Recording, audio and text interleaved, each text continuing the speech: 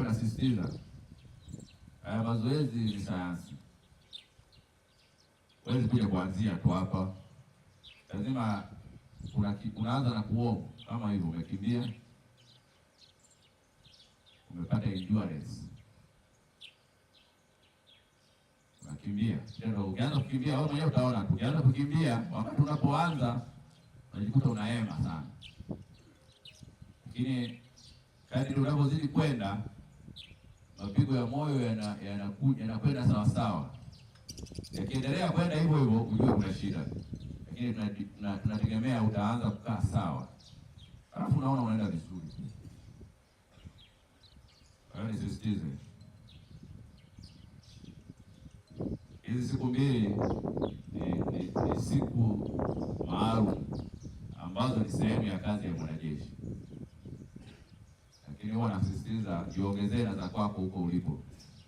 Fanya kwenye gym, fanya peke yako, tembea barabarani, kimbia.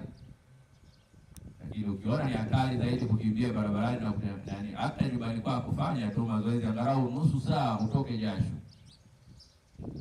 Usisubiri daktari akwambie fanya mazoezi. Utaweza. Daktari anapokuambia tayari ishakuwa tatizo kwako. Utaweza tena kufanya mazoezi. Kwa hiyo fanya. Kwa Waislamu tunasema uswali kabla hujaswaliwa. Wewe fanya mazoezi kabla ya mambo mengine. Kama hujaelekezwa na daktari, wewe umeshajiweka sawa wewe mwenyewe. Kwanza ni namshukuru Mwenyezi Mungu kwa sababu mwezi mtukufu wa Ramadhani umeisha vizuri. Kama timu, kama sehemu ya Jeshi la Kujenga Taifa, na hasa hapa makao makuu ya jeshi, nadhani hatukupata tatizo kwa mtu yoyote. Hiyo ni jambo la kumshukuru Mwenyezi Mungu. Lakini pamoja na hiyo bado tunaendelea. Mfungo unaendelea. Mfungo wa Kwaresma. Wenzetu wanaomwamini Yesu Kristo. Kwa hiyo mifungo yote hii inatuelekeza kutenda mema.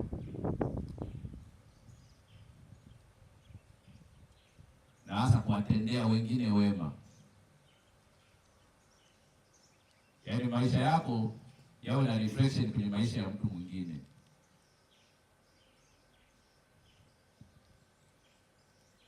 Yaani wema wako wewe usiuone wewe kama wewe, uonekane kwenye maisha ya mtu mwingine. Yaani mtu mwingine ndiye inawezekana kushuhudie wewe ulivyo. Ndio maana tunaelekeza kuwasaidia maskini, wajane na yatima katika hiyo mifungo yote miwili. Bahati nzuri this time nimekuja vizuri kabisa kwa pamoja.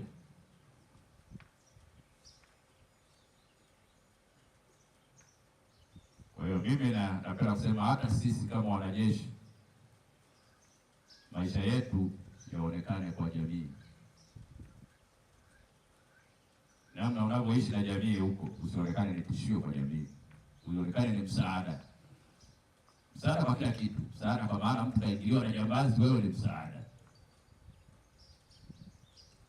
Msaada mtu anauguliwa, wewe ni msaada.